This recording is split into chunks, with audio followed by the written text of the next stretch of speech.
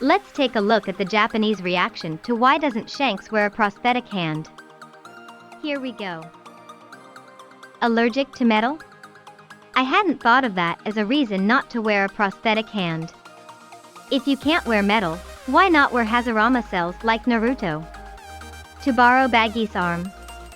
If he wears a prosthetic arm, he'll look like he's worried about having one arm, which is lame. Is that a bad thing to say about Kid? If he had a prosthetic arm. Whitebeard, you're worried about the fact that you have one arm when you said you've been risking your life for a new era. Shanks. They would make fun of me. Like, you've come here to bet on a new era and you don't want to limp. Like.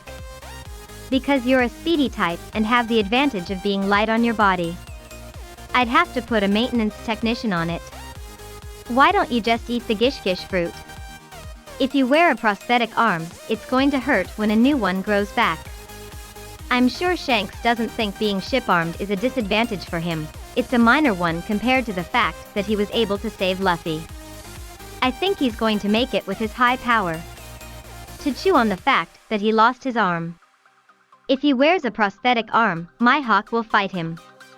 But hey, prosthetic arms in Shonen manga are pretty romantic weapons.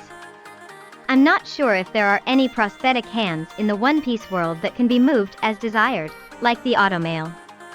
Kid's is probably just powered by his ability to move it. If you can't hold a sword, then it doesn't really matter if you have a prosthetic arm, does it? No, but it's still more convenient to have a prosthetic hand, right? There's Zephyr's Power Smasher, for example, and it's easy to make one if you wanted to. Frankie is in the gang. And there's a queen or something in the 100 Beasts, so you're numb to it, but normally there's almost no way for a pirate to get that kind of over-technology. With Frankie Vega punk-level technology. Maybe you could. But without an artificial hand, he couldn't close Yuta's eyelids. I'm not sure if you have a prosthetic arm or not. It's hard to tell if you don't have an arm when you're wearing a prosthetic arm, so it's like, who did a man of your stature give that arm to? You can't have the exchange of this one. If he wears a prosthetic arm, his second name might be Shanks the Steel. It's for Shanks' personal identification. The fact that he has no arms is his identity as the Shanks who saved Luffy, not as one of the many Shanks.